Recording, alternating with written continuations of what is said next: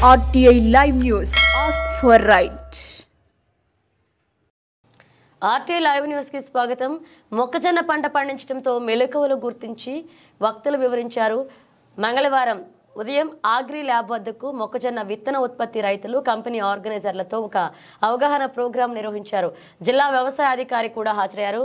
3 మండలాల ఏవోలు పాల్గొన్నారు.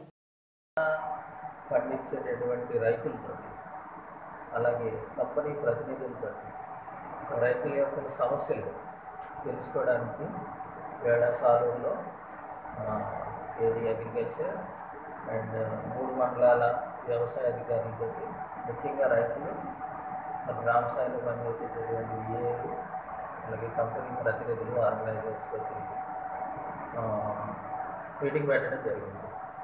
సో ఈ సాలూరు డివిజన్లో నేలలో వాతావరణం అనుకూలంగా ఉండడం వల్ల ముఖ్యంగా రబీ సీజన్లో దాడి వల్ల మొక్కజొన్న విత్తనోత్పత్తికి అనుకూలంగా ఉండడం వల్ల వివిధ కంపెనీలు ఇక్కడ రైతులకి సీడ్ ప్రొడక్షన్కి విత్తనాలు ఇవ్వడం జరుగుతుంది. దాంట్లో అక్కడక్కడ ఒక 2-3 సంఘటనలు పండినప్పుడు పట్టుకుని వెళ్తున్నారు. ఎక్కడన్నా నష్టం వచ్చినా సీడ్ ఫామ్ అవ్వకపోయినా అలాంటి సందర్భాల్లో ఒక 2-3 గ్రామాల నుంచి రైతులు ఇబ్బంది పడ్డ సంఘటనలో నా దృష్టికి రావడం జరిగింది.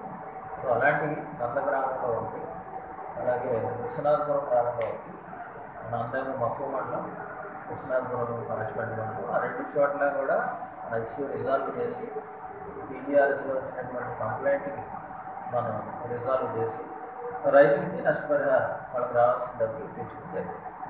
ఇప్పుడు నేను రైతులకి మళ్ళీ రబీ సీజన్ స్టార్ట్ అవుతుంది కాబట్టి రైతులకి నేను చెప్పింది ఏంటంటే, మీరు ఏ కంపెనీ విత్తనం మీరు తీసుకుని సీడ్ ప్రొడక్షన్కి వెళ్ళినా సరే ఖచ్చితంగా ఒక మెమోరాండమ్ ఆఫ్ అండర్స్టాండింగ్ అంటే విధి విధానాలు ఎకరానికి సీడ్ ప్రొడక్షన్కి పండితే ఏ రకంగా ఇస్తారు డబ్బులు, లేకపోతే ఏ కారణం చేతంగా పంట పోతే రైతుకి ఇవ్వాల్సినటువంటి ఎకరానికి కాంపెన్సేషన్ ఎంత అన్నటువంటి విధి విధానాలు క్లియర్గా రాసుకొని దాంట్లో ఈ కంపెనీ ప్రతినిధి అలాగే ఇక్కడ ఆర్గనైజ్ చేసేటటువంటి ఆర్గనైజరు అలాగే పొలంలో పంట వేసేటటువంటి రైతు వీళ్ళందరూ కూడా ఖచ్చితంగా సంతకాలు పెట్టి మెమోరాండాన్ని ఈ memorandum of understanding MoU copy ఖచ్చితంగా దగ్గర పెట్టుకోమని చెప్పడం జరిగింది.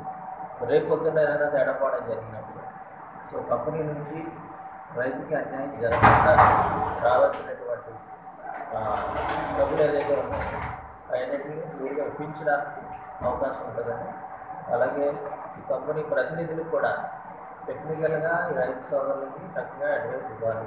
అలాగే టెక్నికల్ స్టాఫ్ ఎంతమంది ఉన్నారు, వాళ్ళ క్వాలిఫికేషన్ ఏంటి అన్నది కూడా పరిశీలించడం జరిగింది. రైతులకు అడ్వైస్ చేద్దాం, కంపెనీ ప్రతినిధులకు కూడా విధి విధానాలు పెట్టేసారు. అందుకని ఈరోజు ఇక్కడ మీటింగ్ ఏర్పాటు చేయడం జరిగింది. కంపెనీ వాళ్ళు సీడ్స్ ఇచ్చే ముందు ఒక మాట, సీడ్ అయిపోయిన తర్వాత ఒకలాగా మాట్లాడుతున్నారు సార్. యాక్చువల్గా తర్వాత కంపెనీ సీడ్స్ ఇచ్చేవాళ్ళు ఏజెంట్స్ అవగాహన లేని వాళ్ళకి పొలంలో చెప్పాను ఏంటంటే టెక్నికల్ స్టాఫ్ టెక్నికల్లీ సౌండ్ స్టాఫ్ని పెట్టుకోవాలి. ఆర్గనైజర్ ఉంటాడు, తర్వాత మళ్ళీ ఫీల్డ్లో గైడ్ చేయడానికి, టెక్నికల్గా సపోర్ట్ చేయడానికి టెక్నికల్లీ సౌండ్ స్టాఫ్ ఫీల్డ్కి వెళ్ళాలి. వెళ్ళకుండా వదిలేసి రాష్ట్రంలో రైతు నష్టపోయాడు, పంట పోయింది అని అనడానికి వీల్లేదు. ఆ పంచాయతీ వీళ్ళకి టేకప్ చేయలేదు. సార్, ఇది ఇప్పుడు నష్టం జరిగితే వాళ్ళు పరిహారం ఇస్తున్నారా లేదని మీరు పర్యవేక్షిస్తున్నారా లేదా? వాళ్ళు ఇప్పించారు, 2 చోట్ల ఇప్పించడం జరిగిందండి. ఎక్కడెక్కడ ఇప్పించారు? నంద మక్కువ మండలం, నంద పాచిపెట్ట మండలం, విశ్వనాథపురం. అక్కడ చెప్తాను ఏమో జరిగాయంటే విశ్వనాథపురంలో దాదాపు 50 మంది. అక్కడ దాదాపు 19 మంది. విశ్వనాథపురం అంత అంటే 18 మంది, 48 మంది అండి రైతులు. 48 మంది అంటే రైతులు ఏంటంటే ముందు ఒక ఎంఓయూ ఒకటి పెట్టుకోవట్లేదు, అందుకని ఎంఓయూ పెట్టుకోమని చెప్పారు. విధి విధానం ఒక పేపర్ మీద కండిషన్స్ అన్నీ ఉంటే సో అప్పుడు ఏదైనా తేడా జరిగినప్పుడు అది మీ సమక్షంలో జరగాలి సార్. ఎంఓఈ కూడా మీ సమక్షంలో జరిగితే అది వాళ్ళు కూడా కొద్దిగా ఒళ్ళు దగ్గర పెట్టుకొని ఏడీకి అప్పచెప్పడం జరిగింది. అది అంటే కంపెనీ నుంచి ఆర్గనైజర్కి ఏం ఎంఓఈ ఉందో ఏడీకి పెట్టడం. తర్వాత ఈ ఎక్కడైతే సీడ్ ప్రొడక్షన్, ఏ మండలం, ఏ గ్రామాల్లో సీడ్ ప్రొడక్షన్ చేస్తున్నారో ఆ రైతు తాలూకు వివరాలన్నీ కూడా ఏడీకి అప్పచెప్పమని చెప్పాం. So assistant director of agriculture తాలూకు ఆధ్వర్యంలో సో ఈ వివరాలన్నీ కూడా ఏడీఎస్ ఆధ్వర్యంలోకి వస్తాయి, పర్యవేక్షణలో జరుగుతాయి.